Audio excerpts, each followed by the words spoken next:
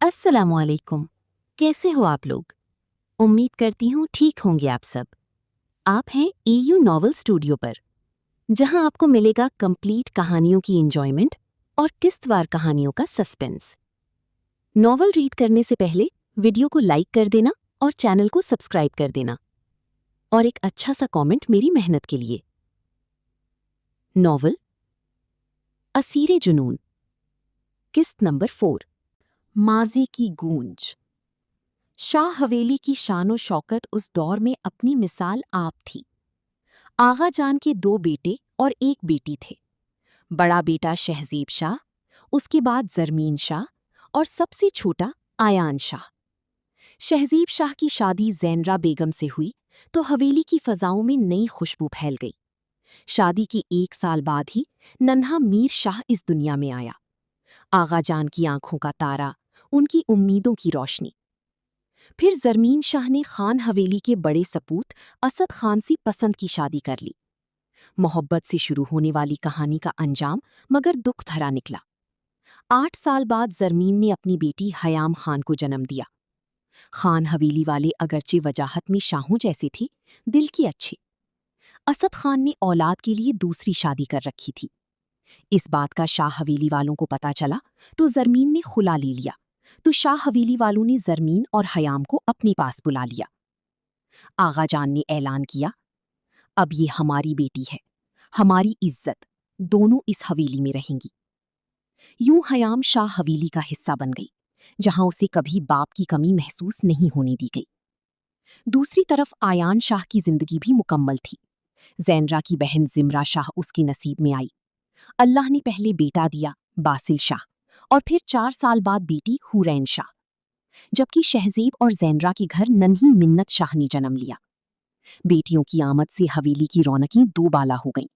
सुबह कहकहों से रोशन होती और शामी बच्चों की शोर से महकती थी। छोटा सा मीर शाह, 8 बरस का, हमेशा हुरैन को गोद में लिए फिरता। हुरैन भी सारा दिन मीर का हाथ पकड़े पूरी हवेली में घूमती रहती। वो 4 साल की थी और मीर 10 साल का। मिन्नत और बासिल भी पास होते, मगर मीर की दुनिया बस हुरैन की गिर्द घूमती थी। ये मेरी है, कोई नहीं आएगा इसके पास। मीर शाह की मासूम मगर हाकिमाना लहजे पर सब हंस देते। बासिल शाह छोटा सा मुंह बनाता, मैं तो इसका भाई हूं।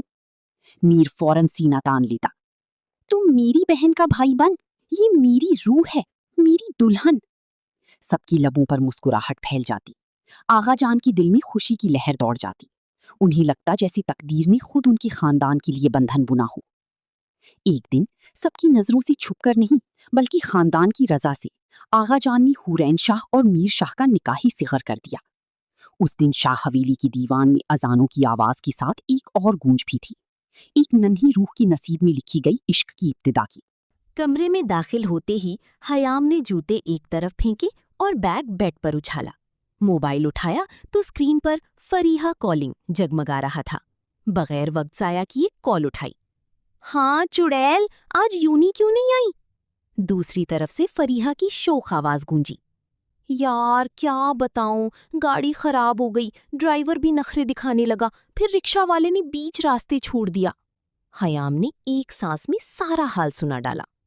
अच्छा, झूठ कम बोल, सीधा भौंक, तूने टेस्ट से जान छुड़वा ली? फरीहा की हंसी कमरे में गूंजी। हाँ, और नहीं तो क्या, मैं क्या अंग्रेजों की औलाद हूं जो ये इंग्लिश पढ़ पढ़कर कहानियां लिखूं? हयाम ने नाक सिकोड़ी। वैसे तेरा टेस्ट कैसा हुआ? टेस्ट हुआ ही नहीं हयाम खान, फरीहा ने ड्रामेटिक अंदाज में कहा। क्या? क्यों? फिर इतना शोर किस बात पर? क्योंकि आज यूनी में, ओ हयाम, क्या बंदा आया है। कौन बंदा? न्यू प्रोफेसर इंग्लिश के।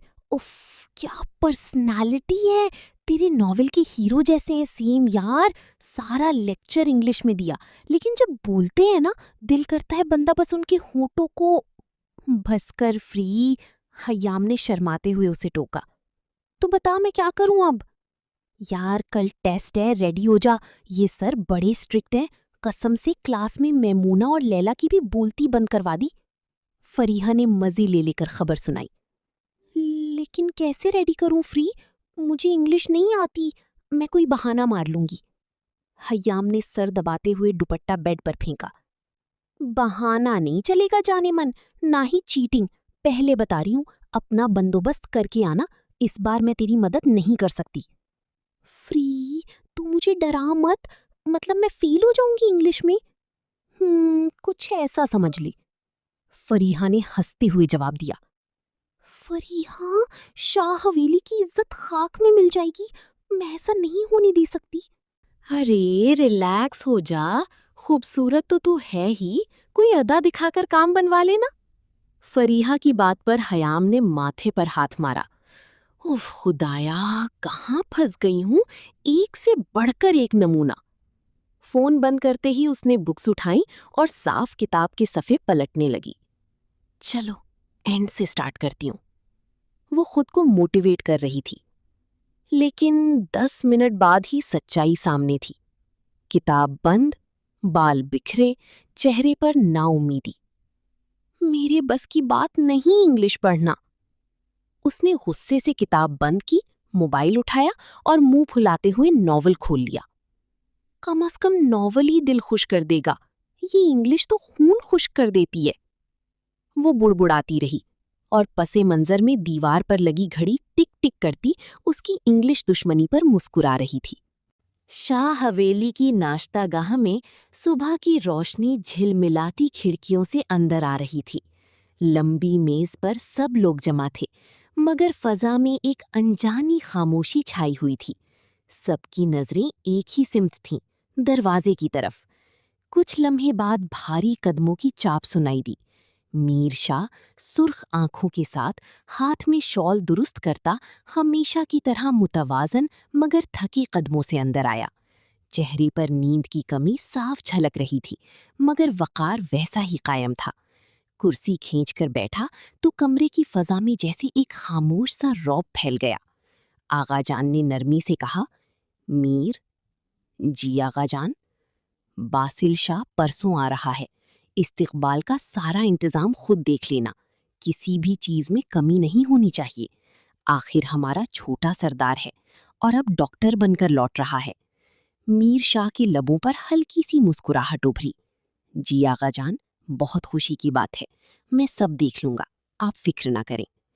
आगा जान मुतमईन अंदाज में सर हिलाते निवाला उठाते हैं, मगर टेबल की एक कोने में बैठी मिन्नत शाह की हाथ कांपने लगी थी। उसने चम्मच प्लेट में रख दिया। सांसें उलझने लगीं, दिल की धड़कन जैसे कानों में सुनाई देने लगी।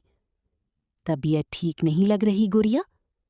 मीर ने निगाह उठाई तो सामने मिन्नत का चेहरा सफेद पड़ चुका था। नहीं भाई, ठीक हूं। वो जल्दी से ग्लास लबों से लगाती है, मगर पानी भी होंठों के किनारे से बह जाता है। फिर ये हाथ इतने ठंडे क्यों हैं? मीर ने उसका हाथ थामा, छूकर लगा जैसे बर्फ हो। अभी के अभी मेरे साथ डॉक्टर के पास जा रही हो। उसके लहजे में सरदाराना हुक्म था, जो इनकार बर्दाश्त नहीं करता। नहीं भाई, बस हल्का सा सरदर्द है, फिक्र ना करें। मिन्नत ने बमुश्किल होंठों से अल्फाज निकाले, आंखें झुका लीं। मिन्नत? मीर की आवाज अब थोड़ी बुलंद हुई। मैं कुछ कह रहा हूं और तुम कुछ छुपा रही हो हम सबसे। वो कांप उठी। कुछ नहीं भाई, वो बस। अल्फाज गले में अटक गए। मीर ने एक गहरी सांस ली, नैपकिन से हाथ साफ किए। खाना खा लो, फिर मेरे साथ चलना, गाड़ी में इंतजार करूंगा। इतना कहकर वो उठा। उसकी शॉल हल्की हवा के झोंके के साथ उड़ी और उसके कदमों की चाप के साथ कमरे का सुकून और गहरा हो गया। मिन्नत शाह भी घबराहट से अपनी कुर्सी पीछे करती खड़ी हुई, दिल में खौफ, आंखों में नमी और जुबान पर एक ना कही हुई बात। वो जानती थी, इस बार मीर शाह के हुक्म को टालना शायद नामुमकिन था।